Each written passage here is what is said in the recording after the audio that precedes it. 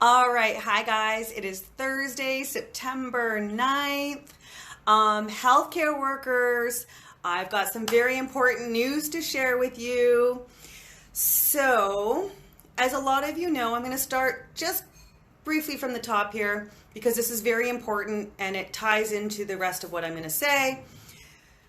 Folks in Ontario, there is, in this current moment, no vaccine mandate. Instead, what we have is a Ministry of Health issued order to implement a vaccine policy. Okay, so we got that out of the way. There is no vaccine mandate. There is a mandate to implement a vaccine policy. Okay, now, there is a directive number 6 from the Ministry of Health to healthcare professionals. And this covers a variety of healthcare professionals, all healthcare professionals as far as I could see. Now, if you go to the Health Protection and Promotion Act, which is what they are using as the framework to implement this directive number 6, section 7.7 of the Health Protection and Promotion Act, okay? This section states that healthcare workers are required to follow the orders that are issued by the Ministry of Health. However, because there's always a however, no coercion of professionals as noted in section 4. For greater certainty, a directive under subsection bracket 1 may not be used to compel regulated healthcare professionals to provide services without their consent. Keyword, guys, without their consent. The second one, again, Healthcare Protection and Promotion Act, section 77.7, bracket 5. No conflict with OSHA. No conflict with OSHA, guys. It reads, despite subsection bracket 1, in the event of a conflict between this section and the Occupational Health and Safety Act or a regulation made under it, the Occupational Health and Safety Act or the regulation made under it prevails. Once again, smoke and mirrors. There is no vaccine mandate, and healthcare professionals, you do not have to follow this, because if you're being coerced and it's in violation of OSHA, you do not have to. Again, this is in the Health Protection and Promotion Act, section 77.7. The first one, the coercion, is bracket 4. The second one, OSHA, is bracket 5. Go read it up, share it with your friends, and enough of this bullshit. I'm done with the smoke and mirrors. It's time that we take our rights back into our hands, we reclaim our rights and our power, and we go after these criminals who are committing these acts against us. Go to stanford.ca. Under the action items, you will see notice of liability. Click on there and you will get the notice of liability that you can use to defend your rights and go after your employer or after the person who's causing the harms. Not the business, not the corporation, not the institution, the very individual that is demanding that you disclose your personal information, that is demanding you get a vaccine, demanding a PCR test, demanding that you take this education course. You go after them personally. Guys, we got this. We got this. So we learned in the last video that the Health Protection and Promotion Act must comply with OSHA. So now we're going to find out what OSHA is telling us and what we are obliged to do or not do under that. So under section 26, additional duties of employers, item number 3, if a worker participates in a prescribed medical surveillance program or undergoes prescribed medical examination or tests, his or her employer shall pay A, the worker's cost for the exams, B, the worker's reasonable travel costs with respect to those exams, and the time the worker spends to undergo the examinations or tests, including travel time, which shall be deemed to be work time for which the worker shall be paid at his regular rate. Now, we also have duties that workers have to do. And under that, a worker shall, consent to medical surveillance. And what that says is a worker will not be required to participate in a medical surveillance program unless the worker consents to do it. So, folks, you don't have to. Rachel's right. We got this.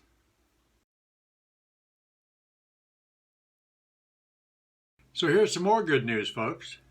No discipline, dismissal, etc. by an employer. They can't terminate you. If they did, I think they're in trouble.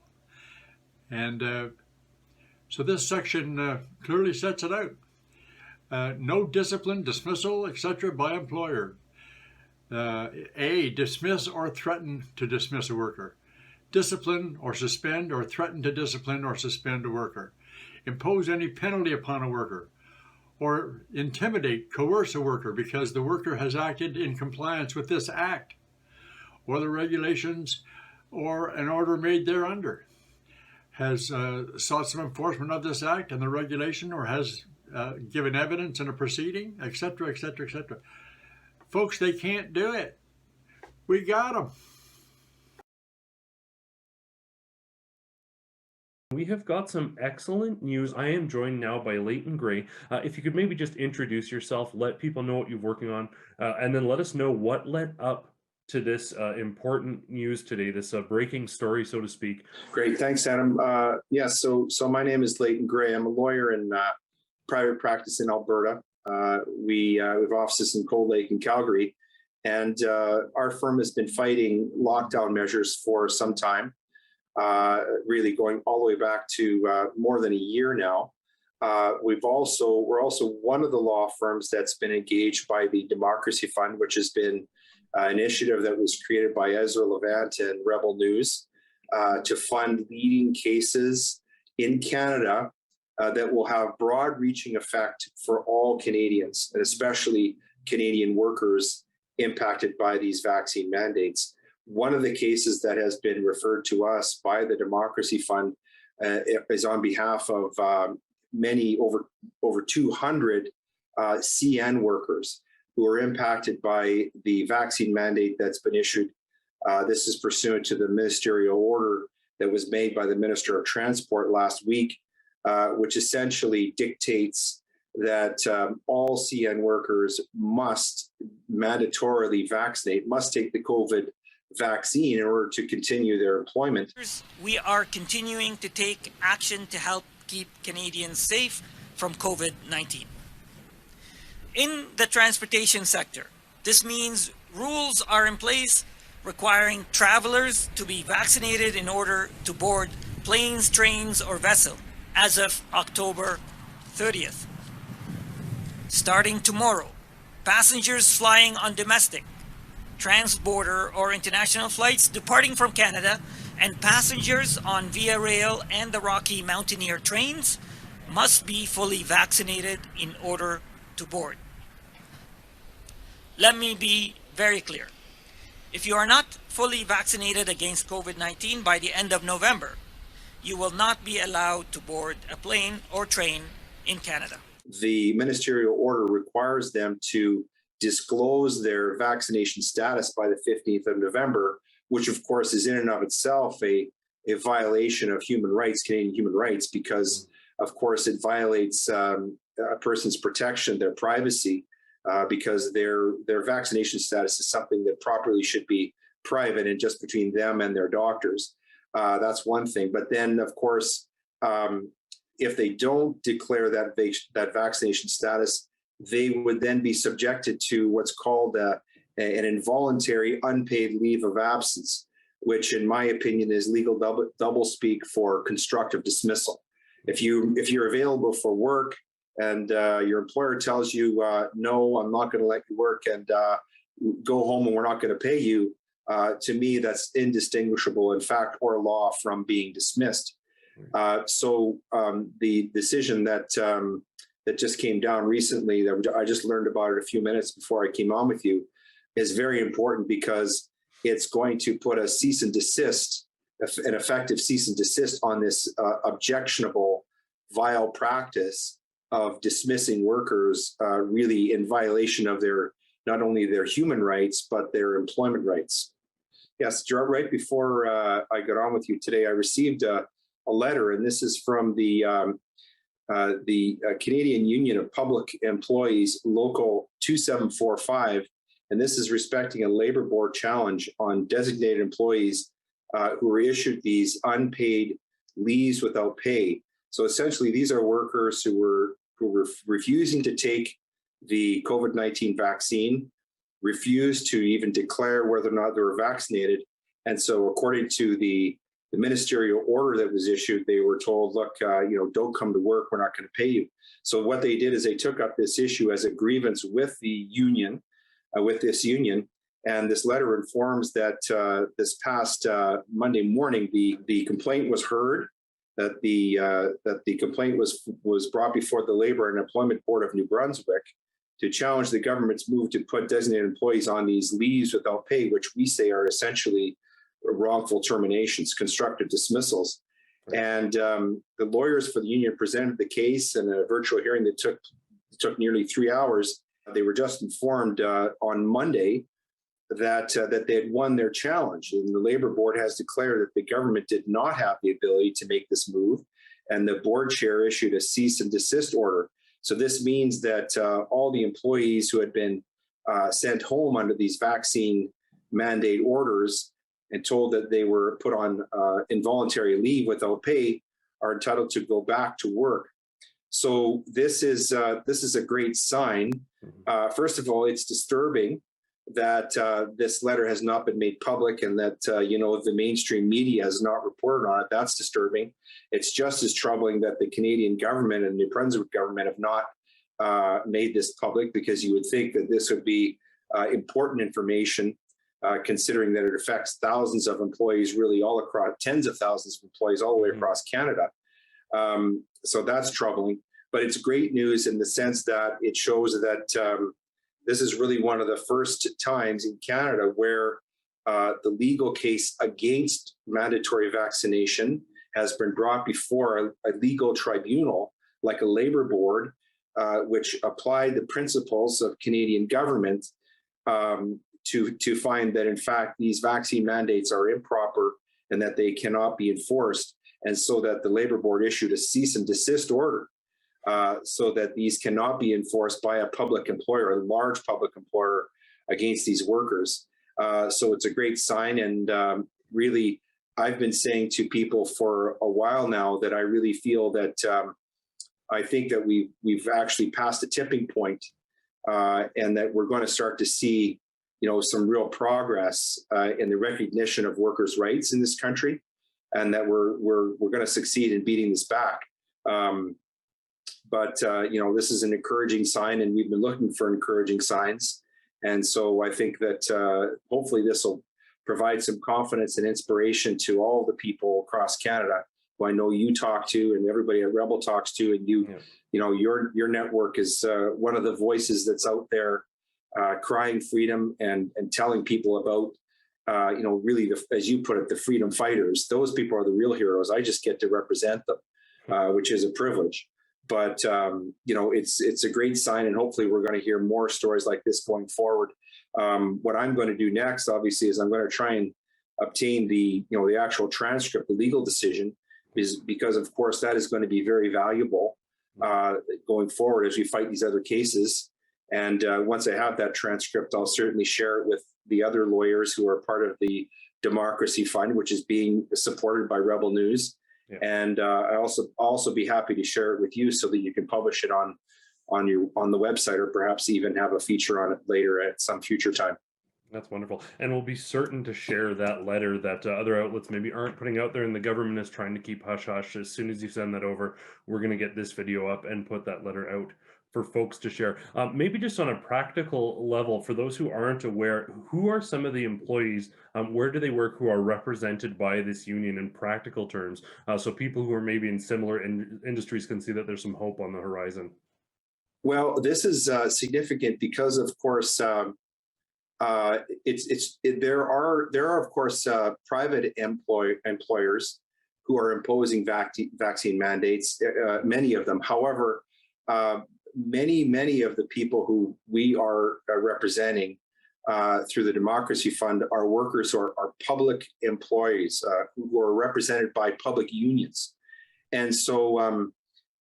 This decision is going to impact people like the CN workers, people like CP workers. It's going to impact people like nurses. And on that note, we saw some very encouraging news yesterday in Ontario, where Mr. Ford came out and said that they're not going to enforce these mandates as against health workers there. I don't think that was surprising or accidental. I think that the injunction application that was brought there, even though it was overturned, I believe that behind the scenes, the nurses union put a lot of pressure on the Ontario government to make that decision. But of course, that's a very encouraging sign. We saw also this impact the Quebecers, the situation with health workers in Quebec. But really, to answer your question, Adam, it's going to impact the cause of every single worker across Canada who is facing these vaccine mandates. Not only the ones who are employed in the public service, and there are tens of thousands of those. But I think also there will be a ripple effect also in the private sector, because the principles that are applied in a decision like this labor board, this labor commission, will also be able to be applied to cases that are brought before other courts, even when they're dealing with, private industry employers. Well, that is certainly encouraging news. I'm happy that we're able to share this. We happen to have this interview scheduled, so we're going to get this information out to people as soon as possible. I'm sure that this will certainly provide some encouragement for people across the country who are certainly struggling, facing termination, often with no potential severance. This is a victory for the good guys and a victory for fundamental and constitutional freedoms in Canada. Leighton, I want to thank you so much for your tireless efforts in defense of freedom. And as always, if you want to ensure that people fighting against vaccine mandates and employees fighting for their livelihoods have the opportunity to have their day in court, you can help us raise funds, crowdfund their legal counsel so that they're not left paying that big bill by going to fightvaccinepassports.com. As always, I want to thank you for tuning in. For Rebel News, I'm Adam Sos.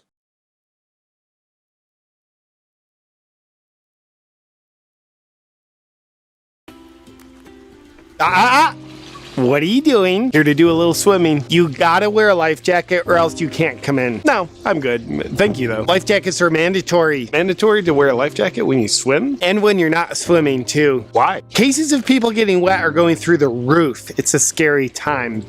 Put it on. But that doesn't mean they're drowning. People get wet every day. It's part of life. 0.0001182% of all people drown each year. That's practically everybody. So put on a life jacket. That doesn't make any logical sense. I'm not putting one on. I know how to swim.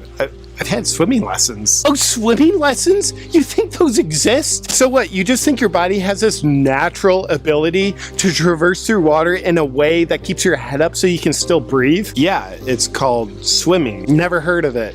Flotation devices are backed by science. You don't believe in science? I do, it's just I know how to swim. You're kind of being racist right now. What? Look how his life jacket is keeping him from drowning. He's just standing in shallow water. Put a life jacket on now. You're putting everyone at risk of drowning. How am I putting everyone at risk? Their life jackets won't work unless you have one on. Does his life jacket work? Yes, very well. Then why would he need me to wear a life jacket when his life jacket already works? We have to protect the protected swimmers from the unprotected swimmers. But aren't they already protected? Yes. Very well protected. So they should be fine. They would be, except they're not very well protected because of you. Look, you gotta put one on or you can't go in. This feels creepy. So, where would I get one? Oh, I'm selling them right here. You're selling life jackets? Yes, of course. So you're demanding that everyone wear a life jacket while you are selling life jackets? Yes, for their protection. And they have to buy the life jacket from you? Indeed. Don't you think that's a conflict of interest? No conflict of interest that I can think of. How much money have you made this year from life jackets? $27 billion. Seems like you're more interested in making money than keeping people safe from the— You're an anti-science, anti-life jacket, climate change denier. With cases of people getting wet going through the roof, I'm gonna need you to buy a life jacket from me and put it on, or else you'll never have access to swimming pools, showers, rain, or drinking water ever again. You're treating me like I'm the enemy. If you're concerned with people drowning, shouldn't you be treating water like it's the danger instead of treating me like I'm the danger? Your body's made up of 70% water, so you're basically a ticking time bomb. Put one on. Buddy, you are the last person I'd want to take direction from. You're so pushy, it's creeping me out. You're like the Harvey Weinstein of lifeguards. Thank you. But look, just today, a man up the road died from drowning in a head-on collision car accident because he wasn't wearing his life jacket. Wouldn't he have died from the car accident? A bottle of water was found in the car. Counts as a water death. That doesn't make any sense. God works in mysterious ways, and there is no God, so you'll need to obey me. Oh my God, he's drowning! Help him! Sir, please get out of the pool and put this life jacket on. He can't get out, he's drowning! Grab the edge of the pool, it's right behind you! Just reach for it! No. That's not an approved method of protection against drowning. It's quite dangerous, actually. Just grab the edge! Do not do that, it's unapproved. For God's sake, just grab the edge! Could we censor him, please? For your protection, do not grab the edge. Help him, your lifeguard! Okay, I will. You should have put a life jacket on while you still had the chance. You're kind of getting what you deserve. Look what you did to him, you monster. This never would have happened if you had a life jacket on. Now put a life jacket on. Okay. Now that you're fully protected, enjoy your swim. I'll need to see proof that you're wearing a life jacket. Show me your papers.